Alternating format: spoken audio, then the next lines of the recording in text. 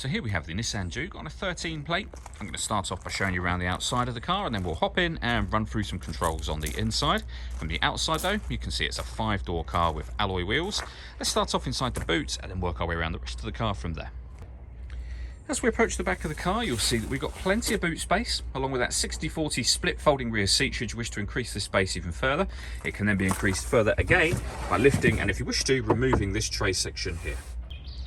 Okay, so we're just going to work our way back round to the front of the car, and then we'll hop in and run through some controls on the inside. But now that we've done a full circle of it, you can see it's in excellent condition the whole way round. Just briefly before we climb in, I think it's well worth seeing the interior from this exterior point of view. You get full leather seats, as you can see. There's plenty to run through on the dashboard, so let's hop in and we'll do that now. Okay, now that we're inside the car, we're going to start with the dials. On the left-hand side, we have the rev counter. We have the speedometer on the right-hand side. In the middle, you can see the total miles of the car. They are 60,741. We have the fuel gauge and coolant temperature gauge in there as well. And it will show you what gear this car is in. We are in park at the moment, as it's an automatic. We back out to the steering wheel. We have stereo controls and phone controls over here, and then cruise control and speed limiter over on the left-hand side. In the middle is where you will find the stereo itself. So you can see there we have AM and FM radio. You can switch between those by hitting that button. We have a CD player. This vehicle's also got auxiliary and USB inputs as well. If you hit the the phone icon just there, you can then hit connect, and then you would pair a new device from here. This vehicle has also got satellite navigation, nice clear colour display, really easy system to use. And on top of all of that, we've also got a full colour reversing camera with guidelines that show you what direction the vehicle is headed in relation to the image that's being shown on the screen.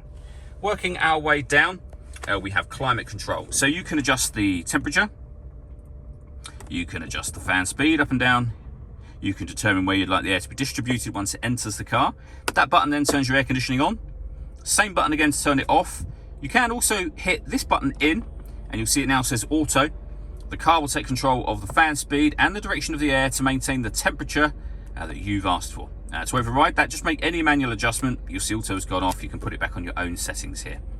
This screen also doubles up as the driver mode screen. Hit that button, and you will now see the options on the screen have completely changed. You can put the car in normal, sport, or eco. Whatever mode you're putting it in, you're affecting the climate control, the steering, the gearbox, and the engine for the car. We have a 12-volt charging socket underneath there, our auxiliary and USB inputs that I mentioned a moment ago, the gear lever for the fully automatic gearbox, and then we have a driver and passenger heated seat.